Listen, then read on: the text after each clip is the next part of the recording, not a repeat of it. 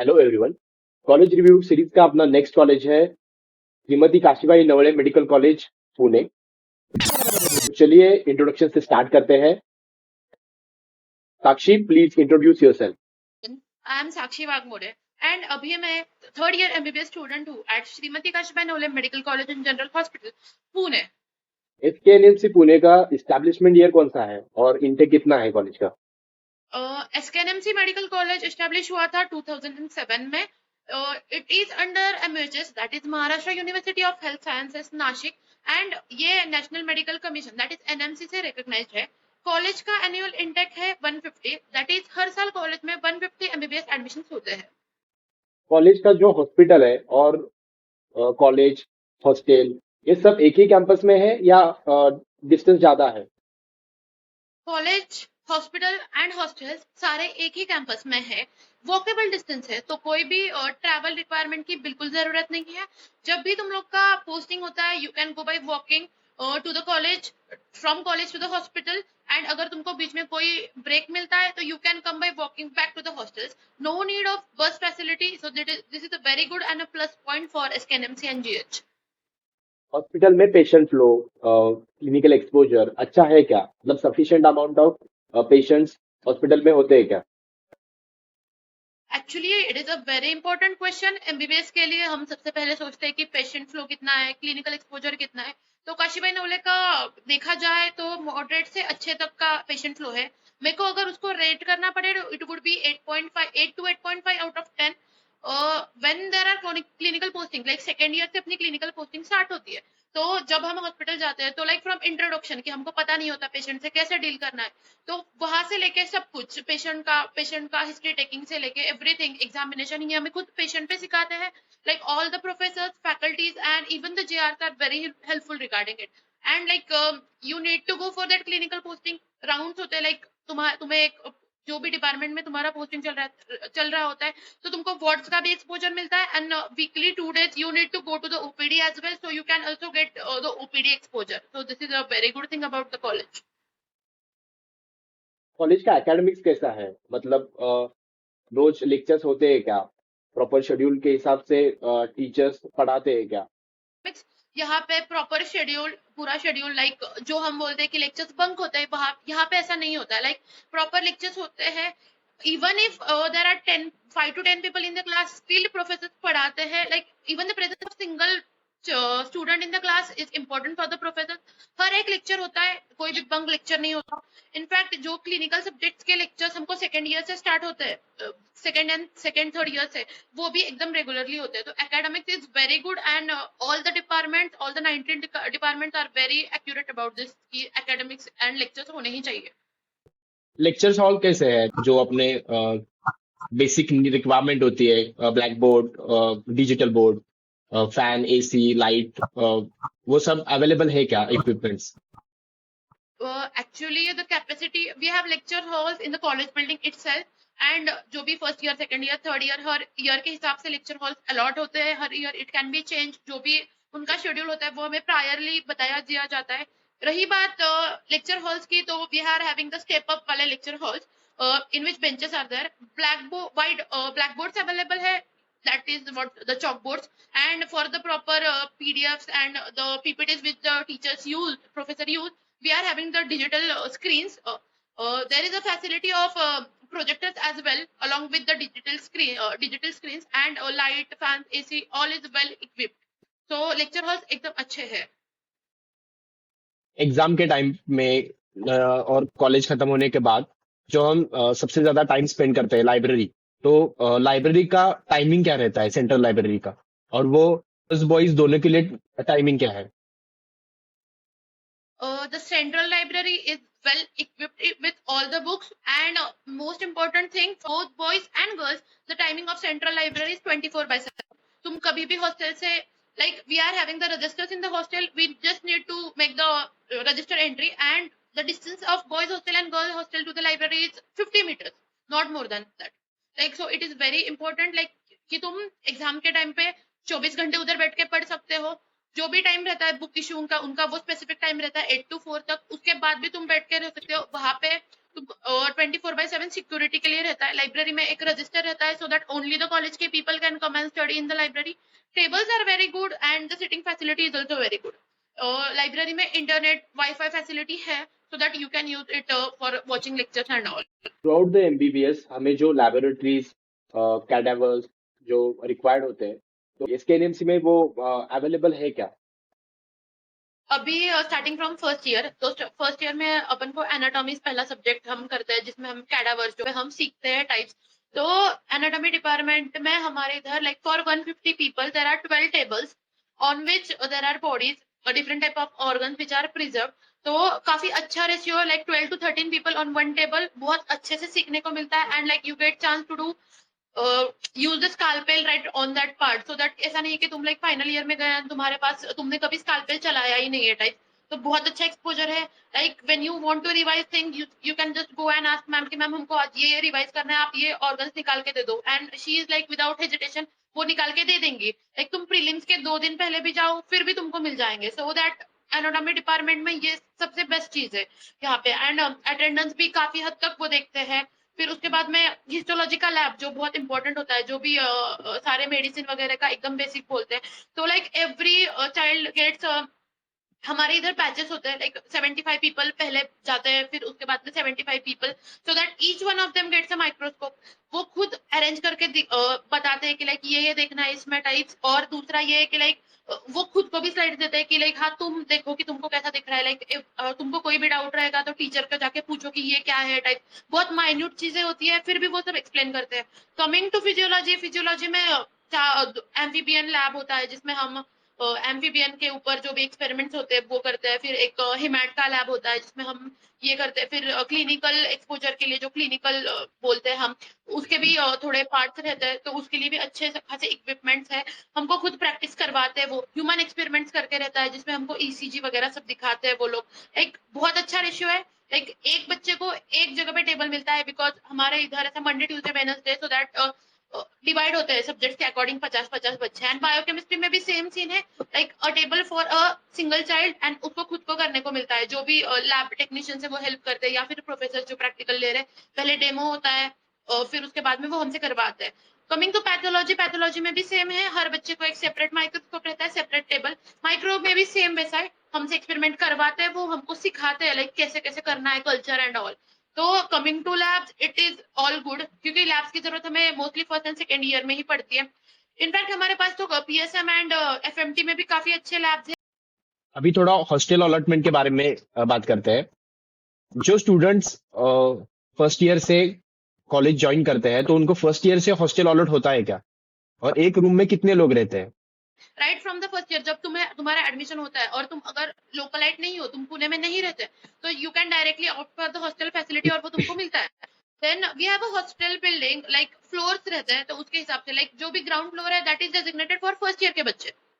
Then उसके बाद first year के बाद शिफ्टिंग होता है कि लाइक द गर्ल्स, अभी जो फर्स्ट ईयर के बच्चे रहते थे उनका फर्स्ट ईयर खत्म होने के बाद they will shift to the upper का, एक ऊपर फ्लोर जाते हैं वो, एंड फिर बाद में शिफ्टिंग नहीं होता है। तो हॉस्टल का अलॉटमेंट ऐसा है कि लाइक तुम्हारा एक बार हॉस्टल में भी शिफ्टिंग होता है, and after completion of your final year you go and shift to the intern hostel.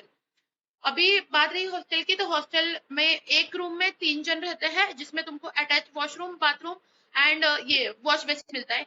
Cleaning के लिए भी हफ्ते में वो लोग एक बार आते हैं, तो वो पूरा रूम लाइक ग्रूमिंग करके, फिर मॉपिंग करके, वॉशरूम बाथरूम सब क्लीन करके जाते हैं। तो क्लीनिंग का भी कोई लोड नहीं है। हर एक फ्लोर पे you are going to get 2 geysers separately, अगर तुमको आफ्टरनून में कभी भी गर्म पानी चाहिए तो हर एक फ्लोर पे एक फिल्टर है जिससे तुम यूज करते सकते हो पानी पीने के लिए। कॉलेज हॉस्टल की टोटल एनुअल फी क्या रहती है, हॉस्टल और मेस की? Every year according to the fee department it gets change, like difference आता है थोड़ा बहुत, बट अगर एक अप्रोक्सीमेट पकड़ना है तो लाइक 75,000 to 90,000 के बीच में रहेगी, like every year including both food and hostels. Like Pune जैसे सिटी में रहने के लिए इट इज क्वाइट कम, ऐसा मेरे को लगता है कि like it is affordable for many of us. जो मेस फैसिलिटीज है, तो गर्ल्स और बॉयज के लिए सेपरेट मेस है या है, और उसका मेन्यू वगैरह कौन डिसाइड करता है? लाइक मेस कॉमन है, but we have the separate department जैसा कह सकते हैं हम, लाइक कि एक साइड पे गर्ल्स एंड बीच में ऐसा पूरा there is a separate space for girls, separate space for boys, and the serving is also different. Like one side पे पूरे girls रहते हैं, another side पे boys रहते हैं, बीच में पूरा barricade जैसा like wooden ply है पूरा, so that mess is common but allotments are different for boys and girls. और लंच एंड डिनर प्रोवाइड करता है मेस एसकेएनएमसी का, और उसके बाद में संडे का ओनली लंच रहता है, ब्रेकफास्ट अवेलेबल नहीं है मेस में. Food is also good, I can say good. Then उसके बाद में जो भी है मेन्यू जो रहता है वो उनका प्री डिसाइडेड मेन्यू रहता है. लाइक मंडे में ये रहेगा, ट्यूसडे में ये रहेगा, वेडनेसडे में ये रहेगा, और ये लाइक जो भी हमारे कॉलेज के न्यूट्रिशनिस्ट है उनके हिसाब से, लाइक आफ्टरनून के लंच में लाइक दही होना ही चाहिए. तो ये न्यूट्रिशन के हिसाब से होता है कि जो भी मेन्यू प्लान होता है तो दे मेक श्योर कि it is a balance diet and सारे विटामिन एंड मिनरल्स तुमको उससे मिल जाए. And it is very important कि हमारा मेस पूरा वेजिटेरियन है. Like a non-vegetarian, like a person who loves non-veg like me, it is quite difficult, but ठीक है, like adjustable. एक्टिविटीज के बारे में बात करते हैं. SKNMC is also known for many events जो मैंने खुद अटेंड भी किए. तो पहला अपन स्पोर्ट के बारे में बात करते हैं. तो स्पोर्ट एक्टिविटीज क्या क्या कॉलेज में ऑर्गेनाइज की जाती है, इंटर कॉलेज, इंट्रा कॉलेज, और कौन कौन से एक्टिविटीज में तुम्हें एक मतलब तुम्हें ज्यादा पसंद है. और एक बात है कि तुम खुद स्पोर्ट की सेक्रेटरी भी रही हो इस ऑर्गेनाइजिंग कमेटी में, तो स्पोर्ट के बारे में प्लीज. मैं इसी साल स्पोर्ट्स सेक्रेटरी थी, और अभी लाइक मार्च में हम लोगों ने हमारा इवेंट ऑर्गेनाइज किया था. तो हमारे इधर 2 इवेंट्स रहते हैं. वन इज एस्केलेट्स जो इंट्रा कॉलेज रहता है, batches compete with one another, and the second one is Shinshisham जो इस साल नहीं हो पाया because of some reasons. हर रोज लाइक कॉलेज में तुम्हें बास्केटबॉल कोर्ट है, फुटबॉल ग्राउंड है जिसमें तुम उसमें वॉलीबॉल का भी सेशन सेपरेट है. Coming to the internal indoor games we can say, तो we are having a separate gym building जिसमें गर्ल्स एंड बॉयज का जिम सेपरेट है. उसके बाद में you have every indoor game like chess, table tennis, carrom etcetera. And but the problem is कि indoor games and gym के लिए हमारे टाइमिंग स्पेसिफिक है. लाइक मॉर्निंग में 3 to 4 आवर्स एंड इवनिंग में 4 to 5 आवर्स रहता है. आउटडोर गेम्स जनरली लोग कॉलेज के बाद खेलते हैं, so that you can play basketball, volleyball, cricket, football, whatever you like over here. काफी अच्छा एक्सपोजर है. हर साल हमारा जो भी हमारे स्पोर्ट टीचर्स है वो हमको मोटिवेट करते हैं, जो भी अच्छे प्लेयर्स है उनको एमयूएचएस में पार्टिसिपेट करने के लिए. सो हमारे कॉलेज से काफी मतलब हर एक बैच से काफी लोग एमयूएचएस भी खेल चुके हैं, इंट्रा यूनिवर्सिटी भी खेल चुके हैं, तो इट इज वेरी गुड. अभी हम एक्स्ट्रा करिकुलर एक्टिविटीज के बारे में बात करते हैं. थ्रू आउट द ईयर कौन कौन से एनुअल फेस्ट कॉलेज में, मतलब इंटर कॉलेज या intra college extra curricular activities के लिए, डांस, सिंगिंग, इसके लिए ऑर्गेनाइज किए जाते हैं. So coming to the extracurricular activities, I just want to say पहले कि MBBS is not about only पढ़ाई पढ़ाई पढ़ाई. हमारे इधर भी extracurricular activities होती है, हर एक कॉलेज में होती है. So we basically have 2 events, Escalate and Shinshisham. Escalate is an intra college event जिसमें बैचेस आपस में कम्पीट करती है for rolling trophy. And second one is सिंशियम विच इज इंटर कॉलेज जिसमें बाकी कॉलेजेस हमारे इधर आते हैं एंड वो गेम्स एंड कल्चरल्स का इवेंट रहता है. Apart from this our college also gives a very good scope in research. हमारी कॉलेज की खुद की एक रिसर्च की टीम रहती है and they do research which is guided by our teachers and all. जो भी रिसर्च कॉम्पिटिशन्स होते हैं उसमें वो पार्टिसिपेट करते हैं लोग. We also have research conferences जो अलग अलग डिपार्टमेंट्स ऑर्गेनाइज करती है. अभी रिसेंटली हमारी पीडियाट्रिक्स डिपार्टमेंट ने ऑर्गेनाइज किया था, उसके पहले एनाटॉमी ने ऑर्गेनाइज किया था. We also have one annual research conference which is like national and international level. It is called as Medius, जिसमें हर एक चीज होता है like from the guest lecture से लेके वर्कशॉप से लेके then it goes up to the posters and pre and para clinical quizzes, ये सब से लेकर ये एक रिसर्च कॉन्फ्रेंस होता है. सो बॉयज एंड गर्ल्स के लिए जिम एक्टिविटीज है और डांस, एंड इसकी भी हमारी कॉलेज की एक टीम होती है जो हमारे कॉलेज को बाकी के कॉलेजेस जैसे कि अभी एएफएमसी का होता है सिलुएट्स, उसमें रिप्रेजेंट करती है. We also have a drama team from this year and ऐसी बहुत सारी को करिकुलर एक्टिविटीज यहाँ पे होती है. तो इट इज नॉट अबाउट पढ़ाई ओनली. एक क्वेश्चन तुम्हारे लिए, जो अभी पेरीफेरी में गवर्नमेंट मेडिकल कॉलेज खुले हैं और जो प्राइवेट कॉलेजेस है जिसकी कुछ स्पेसिफिक कैटेगरीज के लिए फीस गवर्नमेंट पे करता है या स्कॉलरशिप मिलती है, ट्यूशन फी, तो अगर तुम्हारे पास एक ऑप्शन है कि तुम्हें पेरी पेरी पे अभी नया खुला हुआ एक जेएमसी मिल रहा है और दूसरा ऑप्शन है काशीबाई नवोदय मेडिकल कॉलेज, दोनों में से कौन सा तुम चॉइस करोगे? लाइक बेसिकली ये क्वेश्चन मेरे लिए है, तो it is my, I want to first it is my personal opinion. मेरी बस ये एडवाइस है कि कॉलेज के टैग पे मत जाओ कि दैट इज गवर्नमेंट कॉलेज या सेमी गवर्नमेंट कॉलेज। अगर मैं होती तो I would have chosen a city. मैं बारामती से बिलोंग करती हूँ, तो Pune quite closer to me, मेरे लिए बहुत ईजी है घर से आना जाना करना, जो भी चीजें हैं। That was my personal reason Pune choose करना। अगर तुमको जीएमसी मिल रही है तो तुम लोग उसका पूरा पेशेंट लोड, एकेडमिक, फैकल्टी, जो भी अफोर्डेबिलिटी है, ये सारे फैक्टर्स इक्वली इंपॉर्टेंट होते हैं। अगर हर एक चीज स्ट्रांग है ये सब में, तो you can definitely go for a peripheral college. But मेरे हिसाब से एक्सपीरियंस कॉलेज लेना is much much better than choosing a newly open college. तो I would have, instead of taking periphery का कोई भी गवर्नमेंट मेडिकल कॉलेज जो recently open हुआ है, या फिर एनी भी पेरीफेरी का जो मेरे घर से दूर है, मैं चाहूंगी कि I would have always chosen SKNMC. मेरे घर के पास है, घर के पास होना is a very important thing. तुम बार बार घर आना जाना कर सकते हो। मेडिकल फील्ड में ये नेसेसरी है, मेरे हिसाब से नेसेसरी है। तो मेरा ये बहुत इंपॉर्टेंट रीजन था, आई चोजन दिस कॉलेज। ये जो बच्चे अभी नीट दे के आए हैं उनको मार्क्स मिल रहे हैं और वो गवर्नमेंट या सेमी गवर्नमेंट कॉलेज में एंटर करके अपनी एमबीबीएस की जर्नी स्टार्ट कर रहे हैं, तो उनके लिए क्या एडवाइस होगी कि क्या उन्होंने आने के बाद खुद में चेंजेस करने चाहिए? सिलेबस देख के बाकी जो 5 साल की एक मैराथन है उसके बाद भी पीजी वगैरह है, तो उन्होंने अभी क्या एक माइंड में रखना चाहिए और खुद को कैसे अडेप्ट करना चाहिए, इसके लिए क्या एडवाइस होगी? फर्स्ट इंपॉर्टेंट थिंग, ट्वेल्थ तक का लाइफ एंड आफ्टर ट्वेल्थ का लाइफ टोटली अपोजिट होता है। आई डू बिलीव दिस कि टोटली अपोजिट होता है। ट्वेल्थ अब सब बहुत अच्छा अच्छा, ये अच्छा वो अच्छा ये अच्छा, सब कुछ ऐसा होता है। After twelfth it is not the thing, specially in medical it is not the thing. तो मेरा फर्स्ट ये सजेशन है लोगों के लिए कि एक्सेप्टेबिलिटी एक्सेप्टेबिलिटी लेके आओ। जो भी हो रहा है एक्सेप्ट करो।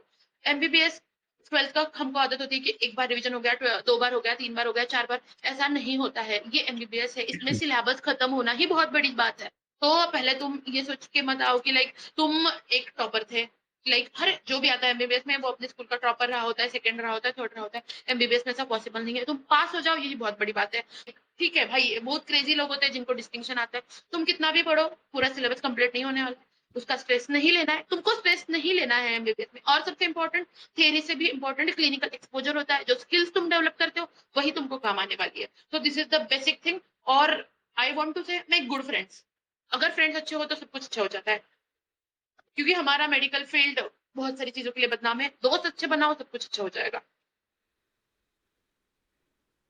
तो आज साक्षी, तुमने हमें टाइम दिया और कॉलेज के रिव्यू में जो ऑनेस्ट ओपिनियन तुम्हारा और एक एडवाइस भी हमारे स्टूडेंट्स को दिया, इसके लिए थैंक यू सो मच।